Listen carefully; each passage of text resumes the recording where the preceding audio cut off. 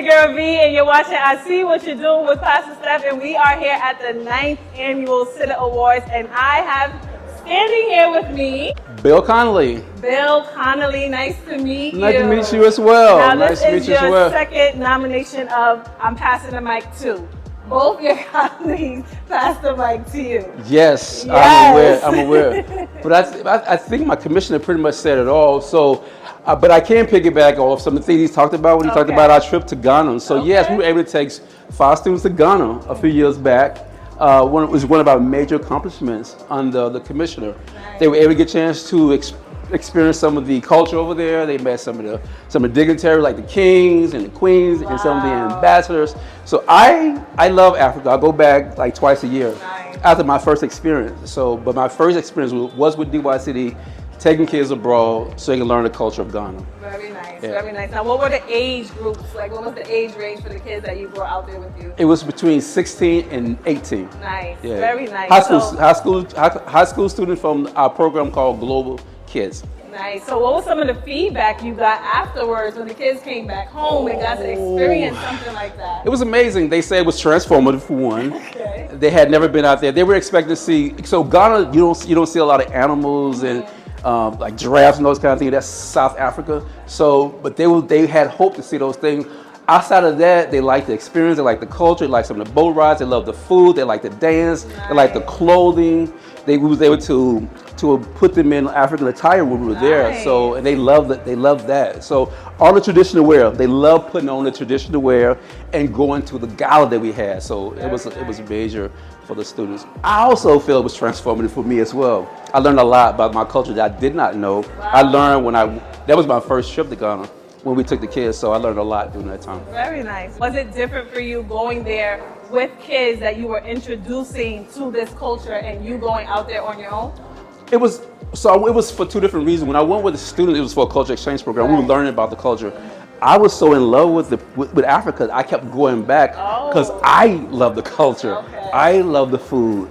I love the traditional wear and those kind of things. So the kids had classrooms every day. They were in classroom settings every day. They had to do workshops and those kind of things, and meet with ambassadors, meet with kings, and learn the tradition. Wow. So when I went back, I had already knew a lot of tradition, like not to shake with your left hand. When you go see the king, you take a gift and those kind of things. So when I went back, I know if I ran into any dignitaries, I know what to do and how to respond to them.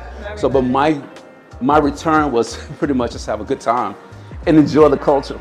Right, without the kids, without the kids and the chaperones, doing my own thing. Very nice. So let's bring it back to success in the arts. Okay. What do you think that the organization contributes to success in the arts with taking the kids abroad and the different things that you guys offer to the children?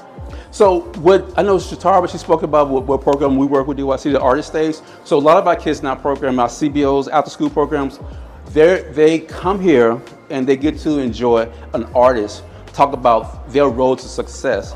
So we have worked with Dara for like 3 years and making sure that our kids got exposed to people who were doing like some great things in the community. Nice. So the partnership has been wonderful. It's been great. That partnership with Dara exposed our students to outside careers other than what they've known at the school.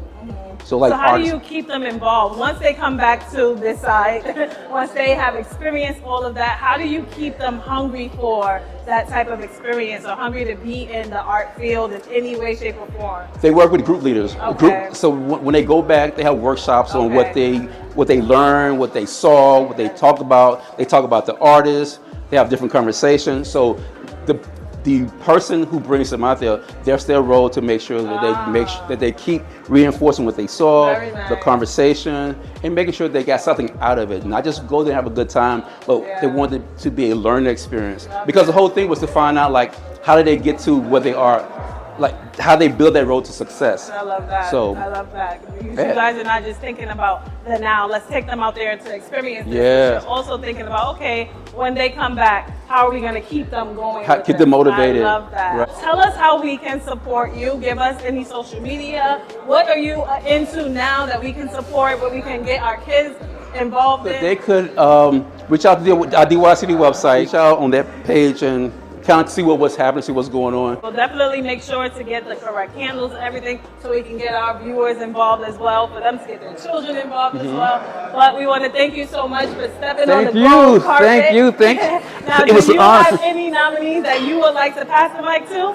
No, I think we interviewed everyone who worked for DYCD, so it's like I don't know anyone else that I could pass by. But it's been an honor speaking with you. Yes, thank you. With you guys, stay tuned. Make sure you stay tuned. Don't go anywhere. We have a lot more fun, a lot more information coming your way. Bye.